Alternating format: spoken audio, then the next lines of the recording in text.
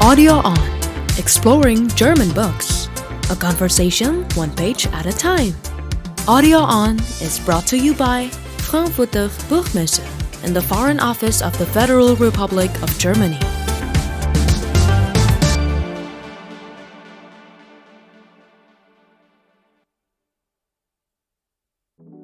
Halo, selamat datang di podcast Audio On bersama saya Ria Lemena. Hari ini untuk membahas hubungan Jerman dan Indonesia dalam budaya dan literasi, kita akan bersama narasumber Pak Hilmar Farid. Hilmar Farid Setiadi adalah seorang sejarawan dan budayawan. Selain masih aktif mengajar sebagai dosen pascasarjana di Institut Kesenian Jakarta, beliau juga menjabat sebagai ketua di institut yang sama dan komisaris utama Balai Pustaka, sebuah badan usaha milik negara yang bergerak di bidang percetakan dan penerbitan. Pada tahun 2002, Pak Hilmar terlibat dalam pendirian Institut Sejarah Sosial Indonesia atau ISSI dan bersamanya menjalin kerjasama dengan Asosiasi Guru Sejarah Indonesia untuk mengembangkan bahan ajar sejarah bagi sekolah menengah. Kecintaan Pak Hilmar pada buku dan aktivitas menulis sebenarnya sudah dimulai sejak kecil ketika ia tinggal di Jerman. Minat ini mendapat pengaruh besar dari sang ayah yang berprofesi sebagai penterjemah. Dari ayahnya, ia dikenalkan pada pengetahuan linguistik dan berbagai buku dari beragam disiplin ilmu. Ia meraih gelar sarjana jurusan sejarah dari Fakultas Ilmu Budaya Universitas Indonesia dan pada tahun 2014 ia memperoleh gelar PhD dari Fakultas Seni dan Ilmu Sosial National University di Singapura. Dari tahun 2015 hingga 2024, Pak Hilmar Farid menjabat sebagai Direktur Kebudayaan di Kementerian Pendidikan, Kebudayaan, Riset dan Teknologi Republik Indonesia. Selamat datang di podcast Audioan, Pak Hilmar, apa kabar? Baik, terima kasih sudah ngundang. Ya, terima kasih sudah bisa di sini bersama-sama kita. Kita ingin bicara sedikit banyak yang tadi sudah kita sampaikan ya Pak, mengenai hubungan Jerman Indonesia dan literasi atau budayanya. Boleh cerita nggak Pak, masa kecil Anda bertumbuh dan belajar di Jerman? Ya, saya lahir 1968 ya. Jadi waktu itu praktis buku, televisi, radio, jadi terbatas salurannya gitu ya. Jadi pertama kali berkenalan dengan buku memang pada usia yang sangat muda gitu. Jadi saya tuh TK udah bisa baca lah gitu ya. Gitu, dan mungkin juga karena pengaruh ayah saya kerja di media dan memang akrab sekali dengan buku dan seterusnya. Nah, cuma buku pertama yang saya ingat saya baca dalam bahasa Jerman itu Picebuk. Itu merupakan cerita tentang seorang tukang pos di desa gitu yang sangat-sangat desa yang sangat kecil, dan di situ ada banyak sekali petualangan gitu yang terjadi, dan itu serial ya, ada beberapa buku, dan saya ingat juga ada vinilnya. Oh, Gitu oke. ya. Jadi ada audio ya. Jadi bukan Kayak hanya kalau buku. kita zaman dulu ada kasetnya Ramayana segala ya. Betul. Oke. Gitu. Nah, beranjak kemudian ketika masuk SD, yang saya ingat tuh Erich Kästner. Dia menulis Emil und die Detektive, cerita tentang anak yang naik kereta terus kehilangan dompetnya, dicuri, terus kemudian dia bersama anak-anak di Berlin gitu mengejar si pencuri itu. Jadi banyak cerita-cerita petualangan. Ya. Seru buku-buku di sana untuk anak, memang betul-betul didesain untuk dibaca dan dinikmati anak gitu ya. Karena kadang-kadang kita bikin buku anak isinya petuah gitu ya. Ya, nasihat semua isinya. Nasihat semua. Kalau ini enggak, dia ya. benar-benar mengikuti anak-anak ini. Ada Fliegende Klassenzimmer. Itu tentang anak-anak yang di kayak semacam asrama, boarding school gitu ya. Terus mereka bersaing dengan sekolah tetangganya gitu ya. Sama tuh ya, cerita tentang kayak begitu. Terus ada guru-gurunya yang inspiring. Jadi praktis besar dengan mungkin sastra anak sebut ya, seperti itu gitu ya. Di sekolah itu diharuskan membaca atau bebas di rumah? Maksudnya dalam arti kata gini, di sekolah harus ada bisa baca buku 1 bulan, harus 2 atau enggak ada keharusan itu ya? Enggak sih gitu. Cuma biasanya ada buku yang dikasih, kita bebas pilih, terus gurunya yang bertanya gitu ya, apa cerita dan seterusnya. Tapi Isinya ya. Iya. Tapi umumnya sih saya ingat nggak ada ya misalnya kayak harus wajib gitu ya. Seingat saya enggak. Tapi sepertinya membaca tuh memang kebiasaan sih di rumah-rumah di Iya, Jerman ya. Jadi iya, untuk iya. anak-anak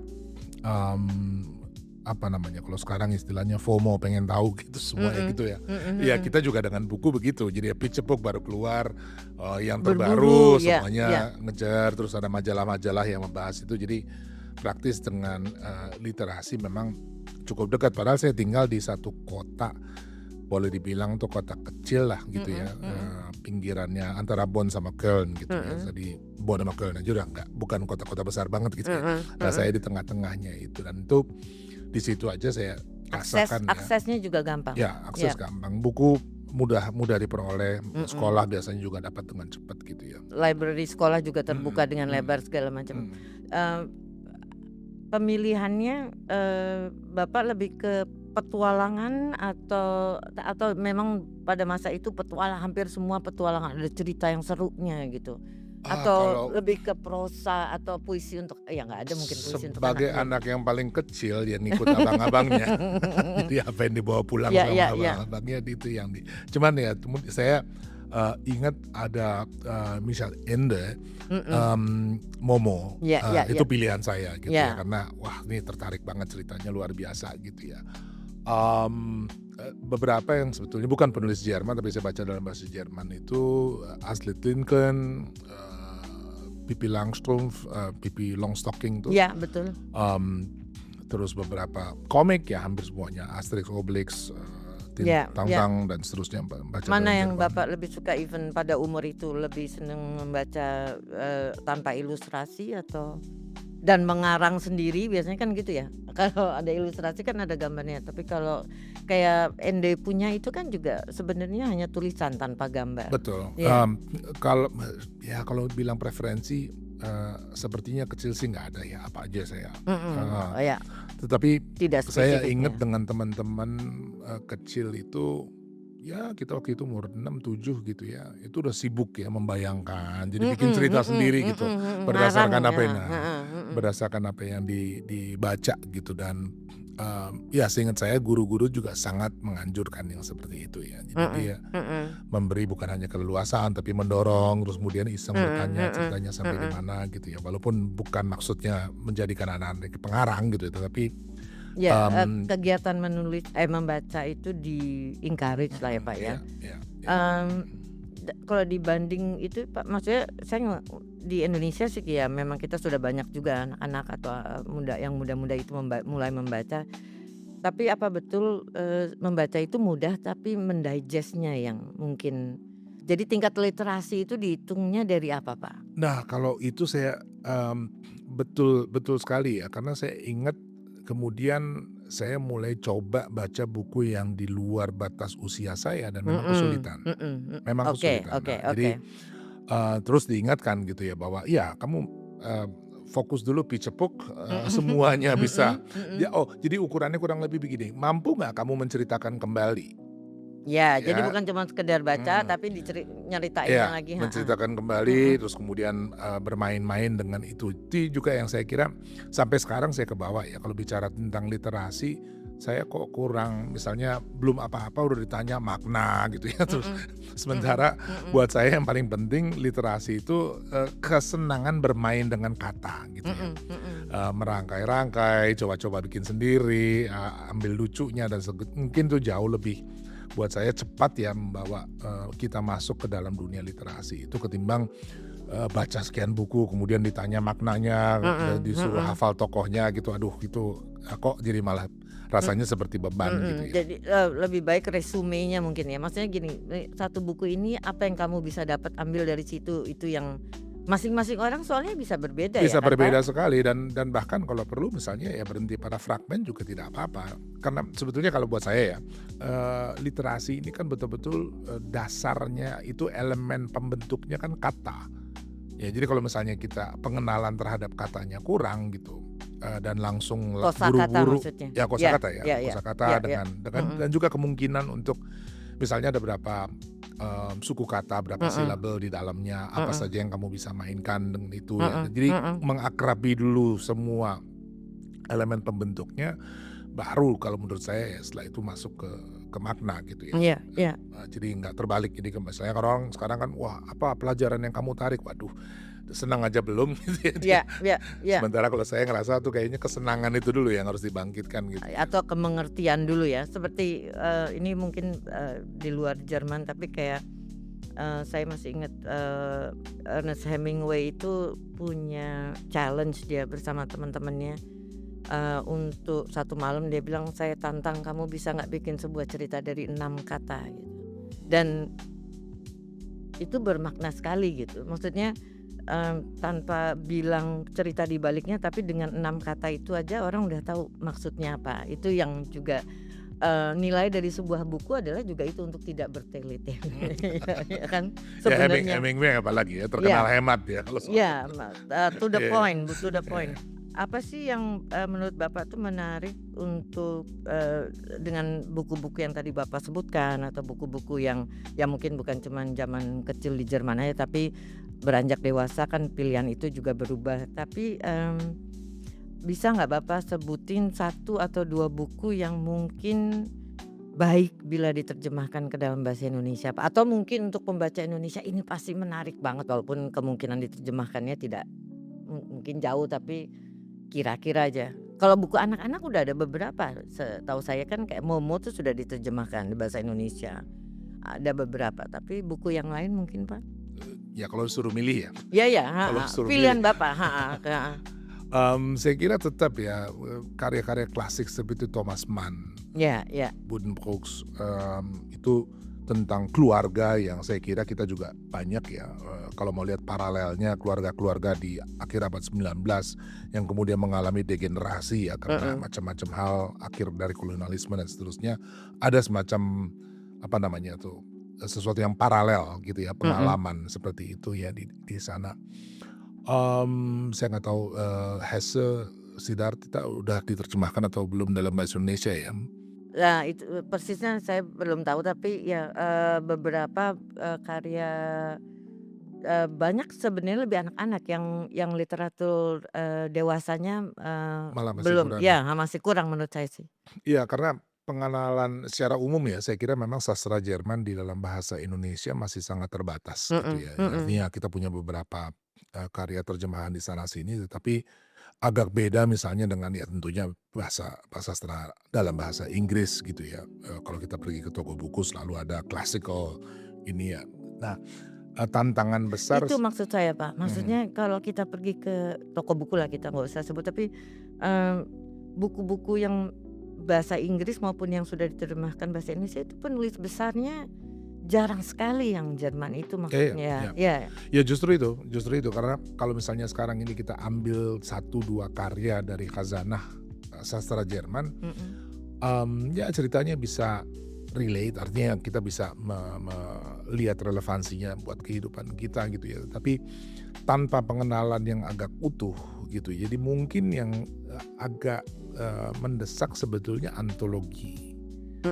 Antologi tidak harus lengkap karyanya, cukup excerpt gitu ya, sehingga orang bisa mengenal gitu. Karena karakter sastra Jerman ini kan memang ya kita tahu ya, serius, filosofis gitu ya. Itu maksudnya ya. Selalu ada reference ke sejarah dan gitu ya. Jadi terasa ada, berat mungkin ya, mungkin ya. Padahal sebenarnya mungkin ya makanya kalau misalnya sekarang ini kita buat perbandingan, katakanlah sejumlah pengarang, ambil 20 pengarang top ya, male, female dari berbagai periode dan itu diterbitkan, saya kira akan membantu orang kemudian mengenali ya, gitu ya. Artinya karakteristik dari sastra Jerman tuh seperti ini, sehingga ketika nanti muncul karya terjemahan yang utuh, orang juga mereka sudah bisa menempatkannya gitu di dalam khazanah nih di sebelah mana gitu. Kalau dia karya individu muncul, kekhawatirannya adalah tanpa sebuah hal yang kohesif gitu Pak. Betul, ya. Jadi oke. Ya. Dan itu kan ya tentu juga misalnya kita bicara tentang usaha penerbitan kan resiko tinggi ya. Kalau cuman ambil satu karya, walaupun dia pemenang Nobel ya atau pemenang award gitu, tapi rasanya kok tantangannya berat gitu. Jadi kalau saya akan rekomendasi antologi gitu ya, antologi ya 20 penulis yang ya silahkan dipilih ya, mungkin bisa diskusi dengan teman-teman di sini untuk lihat relevansinya, tapi itu kayaknya akan sangat membantu ya untuk memperkenalkan sastra Jerman di Indonesia. Ya, mempopulerkan lah gitu ya. Sekarang Bapak sedang baca apa nih? Di tengah kesibukan sehari-hari, bahan bacaan apa yang sedang Bapak baca? Sebuah novel mungkin, atau nggak usah dari Jerman tapi mungkin Oke. Saya langsung pikir apa yang terakhir saya mungkin udah lama juga nggak ya, tapi maksudnya yang menurut Bapak lagi sedang menarik. sekarang ini sedang mendalami soal apa istilahnya digital humanities ya. Jadi artificial intelligence gitu ya. Terus kemudian kaitannya dengan kebudayaan karena itu dampaknya luar biasa besar. Saya nggak bisa bayangin sih, tapi itu show sendiri, tapi Betul. Tapi itu sekarang lagi ke sana ya. Termasuk juga dengan beberapa novel-novel baru ya dari penulis-penulis Indonesia gitu yang jumlahnya sekarang semakin banyak, semakin bertambah gitu. Dan ya baik kualitasnya, dan mungkin ya juga mesti dipikirkan gimana caranya menerjemahkan karya sastra Indonesia ke bahasa Jerman. Betul, gitu ya. sudah ada Situ beberapa loh. sih. Kemudian ada dari Oki Madasari juga udah yang diterjemahkan ke dalam bahasa Jerman.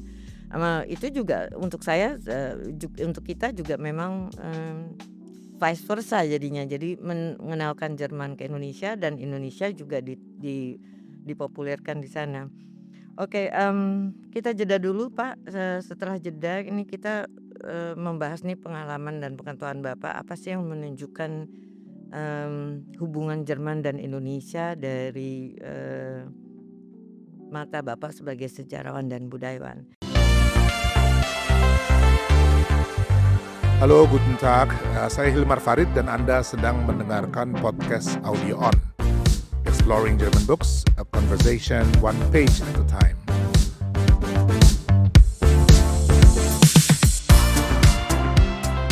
Podcast Audio On dipersembahkan oleh Frankfurter Buchmesse dan Kementerian Luar Negeri Negara Republik Federal Jerman.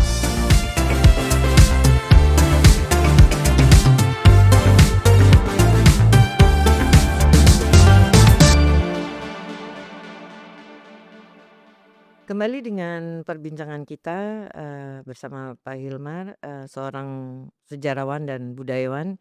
Tadi kita juga sudah berbincang banyak mengenai karya-karya sastra Jerman yang menarik.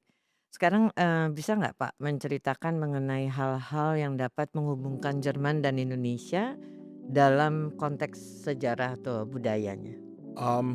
Cukup banyak ya seniman-seniman Jerman yang berkarya di Indonesia ya, dari awal abad 20 ya, Walter Spies, dan dampaknya cukup dalam ya, karena boleh dibilang seni lukis Bali Apalagi di modern Bali ya. dengan Pitamaha, dengan kelompok-kelompok itu. Bahkan kalau mau kita lihat kan kecak itu walaupun awalnya adalah tarian ritual tapi menjadi populer dalam bentuk sekarang kan juga pengaruh dari ini ya. Jadi banyak sekali sebetulnya hubungan di tingkat yang sifatnya artistik, kultural gitu ya. Dalam sejarah ya kita tahu bahwa VOC maupun Hindia Belanda, negara kolonial itu merekrut banyak sekali orang Jerman. Ada banyak ilmuwan juga yang datang ke sini. Jung Hun yang melakukan penelitian tentang alam, tentang masyarakat. Dan mungkin yang paling menonjol dari semua itu orang yang namanya Adolf Bastian. Adolf Bastian ini sangat produktif, penulis yang prolifik. Dia membuat satu studi mungkin sekitar 1000 halaman ya. Judulnya itu Indonesian.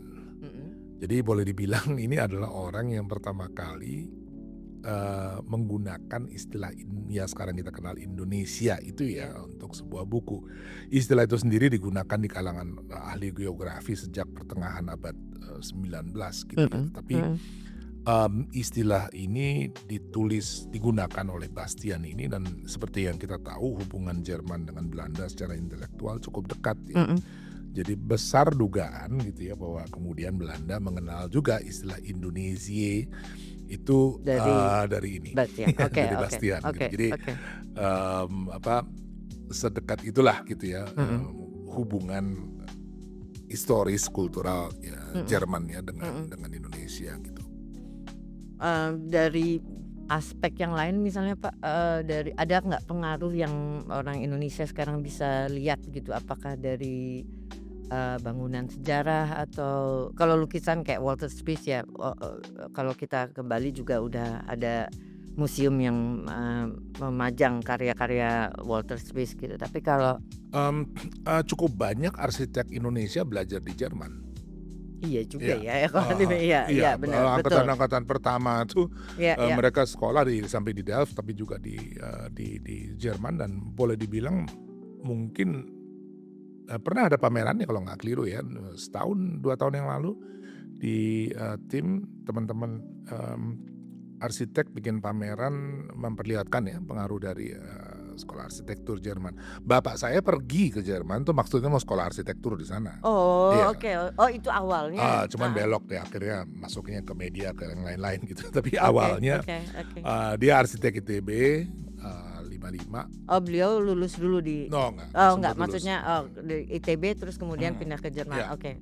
iya. Kemudian belok jadinya. Belok Iya gitu di iya tengah iya. jalan Iya akhirnya iya. kerja yang lain-lain gitu. Mm-mm. Tapi niat awalnya itu, dan ya kita lihat orang-orang teknik ya, Pak Wardiman, Iya Pak Habibie. Pak Habibie, Iya ya angkatan itu iya. cukup besar saya kira secara intelektual ya, artinya untuk teknik dan segala macam tuh pengaruhnya cukup besar ya. Dan secara pendidikan Pak, memang mungkin disiplinnya juga berbeda ya mungkin ya. Jadi dengan Indonesia udah jelas berbeda, tapi dari segi pendidikan selain masalah teknis apalagi yang digemari secara general lah orang Indonesia kan kayak tadi ada ciri khasnya lah, kalau belajar mengenai teknis perginya ke Jerman, kalau belajar mengenai makanan perginya ke Perancis gitu atau Mmm, Walaupun nggak dari segi jumlah mungkin tidak terlalu banyak ya, tetapi sosiologi itu juga bidang yang saya kira banyak orang seperti Pak Gumilar, Ignaz Kleiden, beberapa teman di Jogja ya yang pergi belajar sosiologi di sana, dan saya kira kita tahu ya sosiologi Jerman tuh memang cukup kuat ya di pengaruhnya di dalam sosiologi dunia, dan orang pengen pergi belajar ke sumbernya. Filsafat juga sama halnya gitu ya. Iya.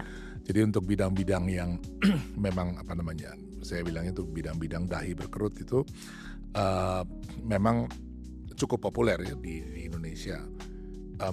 Ya tentu kalau dibandingkan dengan Belanda, Australia, Amerika mungkin jumlahnya tidak sebanyak itu ya. Tapi mereka yang pulang dari sana, orang seperti Ignaz sangat menonjol ya di bidangnya gitu. Media juga ya Pak ya, misalnya kayak ayah bapaknya Bapak pergi ke sana untuk belajar mengenai media, ada ketertarikan di situ pribadi atau dia karena By chance saya mesti bilang gitu. oh oke ya. Kerjanya kemudian di Deutsche Welle, ada Ya, siaran bahasa Indonesia kan. Ya, Ada satu tim orang-orang Indonesia, ya bapak saya waktu itu tahun 70-an salah satu diantaranya, dan memang nggak pernah secara formal belajar tentang media di sana, tapi saya ingat ya beliau ini kalau kerja itu presisi, dan itu saya kira bawaan dari sana. Iya. Jadi betul-betul secara teknis Nah ya itu ya maksud saya disiplin yang yang diwariskan lah dari betul, belajar di sana. Jadi mengukur segala sesuatunya, diperhitungkan perencanaan dan seterusnya itu, dan itu kebawa ke rumah ya. Iya. Jadi buat misalnya beliau selalu tanya gitu, pulang nih makan atau enggak gitu, makan di rumah atau enggak gitu, itu karena buat dia itu penting sekali ya, termasuk Jelas, dalam perencanaan harian. Iya. Kalau enggak apa-apa, bilang enggak gitu, tapi jangan bilang iya makan terus nggak datang atau sebaliknya. Ya benar. Saya setuju sih kalau itu. Apalagi kalau tinggal serumah dengan orang-orang yang cukup sibuk kan, kita juga ingin tahu apakah hari ini harus masak atau enggak gitu kan ya. Nah seperti kita lihat tadi, seperti kita bacakan tadi di bio sebelumnya bahwa pengaruh kecintaan terhadap buku juga dapat dari ayah. Bapak pernah menerjemahkan juga beberapa karya, membantu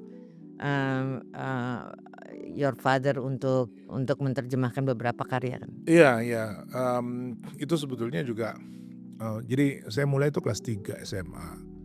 menerjemahkan itu, dan itu sebetulnya dipicu oleh Secara profesional atau cuman bantu di rumah gitu, Pak? No, profesional. Saya yang Oke, terjemahin oke, sendiri terus oke. dapat duitnya. Oh, sedap. Jadi dan sebetulnya awalnya juga karena bapak saya tanya gitu, Mm-mm. kamu tuh mau sekolah apa setelah SMA kan gitu. Iya, Itu iya. semua anak sekolah pasti punya problem yang sama. Jujur waktu itu saya nggak tahu. Jadi cuman kayak generik aja kalau misalnya bilang ya hukum barangkali gitu ya, tetapi nggak pernah dipikirin bener ngapain masuk situ atau enggak gitu. Terus bapak saya yang challenge gitu, emang perlu ya, harus ya kuliah itu. Wah, saya kaget kan karena semua kan alamiah ya, lulus SMA pasti nyari sekolah Iya, gitu. malah Bapak yang tanya begitu. Bapak tanya gitu, karena ya dia nunjukkan diri sendiri yang dia nggak punya gelar. Kalau misalnya ijazah terakhir SMA, tetapi ya dia kerja sebagai penerjemah kan gitu. Terus dia cuma tanya gitu ya, nggak wajib sekolah itu. Terbuka segala macam kemungkinan kalau kamu mau menekuni satu bidang gitu. Ya seperti terjemahan, oke mana? Terus saya ambil bukunya. Dan ya karena saya dari kecil, sebelumnya ya sejak SMP suruh cari kata di kamus dan segala macam itu kerjaan saya. Jadi cepat bisa menerjemahkan itu dan kurang lebih tahu ya bagaimana mengakali beberapa masalah gitu terkait dengan terjemahan gitu. Ya itu ya, Membuat jadi ayahanda bangga dengan hasil karyanya? Dia nggak pernah bilang ABCD pokoknya. ABCD. Cuma saya ingat pernah suatu hari kita sama-sama duduk di teras, koran sore datang, kemudian ada pernyataan dari Sultan Takdir Ali Syahbana mengenai terjemahan sebagai a work of art. Bapak saya cuma bilang. Percaya sih.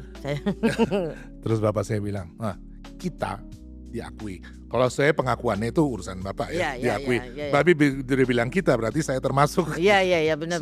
Iya untuk kebanggaan karena dia dan anak-anaknya apa kakak-kakak bapak juga Kemudian terlibat. Ya makanya. Ya tapi memang terjemahan atau penerjemah itu nggak bisa untuk saya sama pentingnya sama author karena isi dari sebuah karya itu kalau penterjemahnya tidak juga bisa menerjemahkannya dengan baik.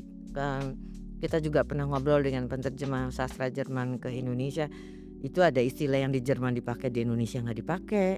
Ada yang istilahnya di Indonesia ada di Jerman yang nggak ada. Itu kan yang harus jadi betul. Dan juga masalah yang sangat menantang itu batas antara terjemah dengan sadur. Itu bisa tipis sekali karena saya cenderung ke arah alih bahasa, makanya dia selalu bilang tuh alih bahasa. Dia nggak mau bilang terjemah karena terjemah ada tafsir di dalamnya. Betul, ya. Nah, mempertahankan misalnya ekspresi tertentu di dalam bahasa Jerman gitu ya, untuk masuk ke dalam bahasa Indonesia, ini kan kita menerjemahkan kebudayaan, bukan kata-kata. Iya, gitu betul. ya. Jadi gimana caranya agar efeknya itu tetap terasa gitu. Kebudayaan dan perilaku ya Pak ya. Perilaku dan seterusnya. Jadi betul-betul memang harus memahami masyarakat keduanya gitu, untuk bisa sampai ke alih bahasa itu tadi gitu ya. Jadi ya kerjaan yang nggak mudah gitu. Untuk ya mengagumi kalau orang-orang yang bisa menerjemahkan secara ada yang literal, ada yang tidak, tapi arti dari karya tersebut itu penting, menjadi bagian penting. Oke, kita break dulu lagi. Setelah ini kita akan membahas kira-kira apa saja yang dapat dilakukan untuk mempopulerkan sastra Jerman di Indonesia. Kita kembali sesaat lagi. Kembali lagi bersama Audio On dan Pak Hilmar Farid. Tadi kita sudah bicara mengenai karya-karya sastra, juga bicara mengenai masa kecil atau masa muda Pak Hilmar di Jerman bersama keluarga yang juga akhirnya terjun di dunia buku dan penerjemahannya. Kita juga bicara mengenai hubungan budaya Jerman dan Indonesia. Jadi akhirnya kita mau bertanya nih, Pak, apa saja sih yang kita perlu lakukan untuk membudayakan karya sastra Jerman di Indonesia yang sekarang ini tuh punya kesan serius gitu? Saya kalau setiap kali berhadapan dengan pertanyaan ini, saya punya formula ya.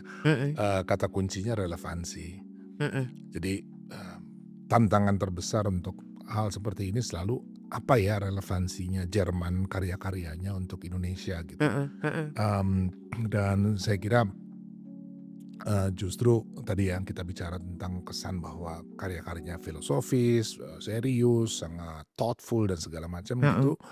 Dan ya kalau saya bukan menghindari ya, tetapi justru caranya sekarang bagaimana, mmm, a yang sifatnya reflektif seperti ini, menjadi relevan buat kita di sini gitu. Tentu kalau misalnya kita kasih, apa namanya, karya-karya suruh baca 600 halaman gitu Mhm ya, mhm. oke itu Iya mungkin iya iya. menuntut terlalu Iya banyak iya. gitu. Makanya tadi, kalau saya yang terpikir tuh, mulai dengan antologi gitu ya, karena itu, memperkenalkan khazanah, berpikir orang Jerman dengan caranya dia mengungkapkan dan seterusnya, Mhm. sehingga orang, lebih familiar gitu. Harapannya tentu dengan begitu dia kemudian akan lihat gitu ya bahwa, oh ada nih yang bisa saya dapat ya dari, misalnya, karya-karyanya Mann gitu ya, Mhm. yang mendalami betul bagaimana sebuah keluarga mengalami, degenerasi dan itu dampaknya terhadap orang ke orang ya sangat psikologis dan seterusnya. Itu, relevan buat kita gitu dan ya ada karya-karya Indonesia juga. Jadi, mungkin hal kedua di samping tadi antologi, kritik sastra juga yang, bisa membuat perbandingan gitu ya antara karya-karya kita di sini gitu dengan, karya di sana. Dan saya kira kalau misalnya kita masuk, memperlihatkan, civil literature di Jerman gitu ya tentang para satria dan seterusnya gitu ya dengan naskah-naskah yang kita punya di sini dari abad 17, 18 bisa tuh ketemu. Jadi di masa lalu bahkan mereka ada komunikasi yang lebih baik. Jadi riset juga menjadi sangat penting ya untuk kita lihat ya aspek-aspek mana sih yang bisa membuatnya relevan gitu. Nah tentu ini lebih dari segi konten gitu ya, sementara tantangan terbesar kan biasanya di cara gitu ya, jadi kita udah tahu mau ngapain, tapi gimana ya gitu. Nah karena bentuknya dalam apa ya, tulisan yang begitu berat, Formatnya ya. mungkin bisa dibantu, dengan, memperkenalkan karya sastra yang sudah diangkat ke dalam film. Mhm. Iya itu baru Ya, mau saya singgung tuh. iya. Mungkin Ya, misalnya kayak Günter Grass, Tin Drum, Blechtrommel, itu, filmnya dibikin sama, Volker Schlöndorff. Dia termasuk salah satu, tokoh di dalam New German Cinema gitu ya, mhm mhm Wim Wenders, Fassbinder, mhm. dan segala itu. Schlöndorff itu salah satu. Ini pernah ke Indonesia tahun-tahun 70-an, 80-an, saya nggak ingat persis tahunnya. Tapi, dan menarik perhatian publik lumayan besar waktu itu ya. Karena ini kan ceritanya Blechtrommel ini kan tentang satu anak yang menolak dewasa gitu ya. Kenapa dia menolak dewasa? Karena dilihat ini orang dewasa kok dunianya aneh banget gitu Iya buat dia ya iya sebagai anak iya. gitu ya. Dan dia Mhm ambil point of view-nya anak. Dan mhm. itu wah sempat saya ingat tuh jadi pembicaraan dan seterusnya. Jadi mungkin perlu dibantu ya Mhm dengan, bentuk yang lebih accessible seperti film, mhm audio mhm gitu mhm ya, mhm. teater gitu ya. Ki akhirnya saya juga ingat, Pak Nano Riantiano dengan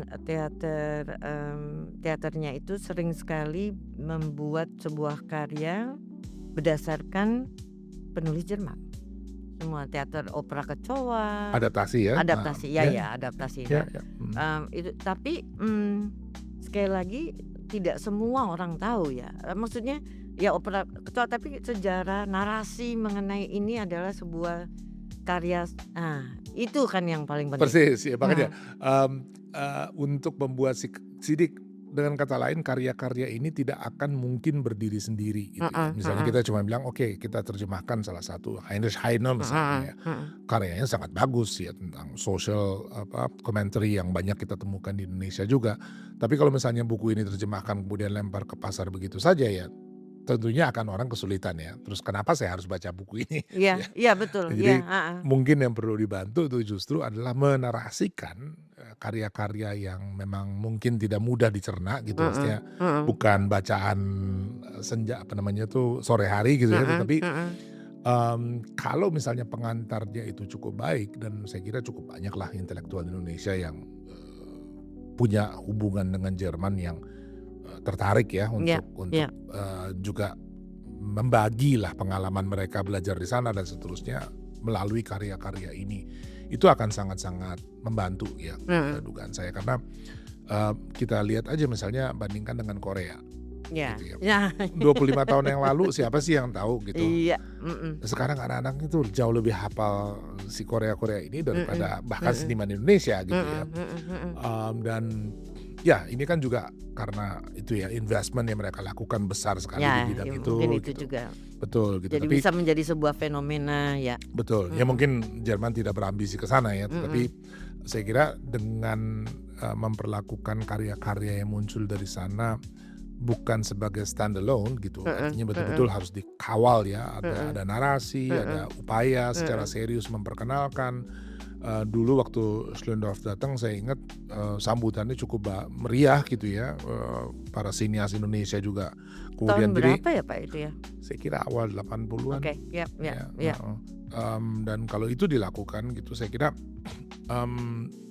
bisa membantu ya, karena pada akhirnya kan seperti tadi ya Mas Tano dengan mengadaptasi beberapa karya itu kalau nggak diceritakan juga akhirnya nggak ada yang nggak gitu ya bahwa itu.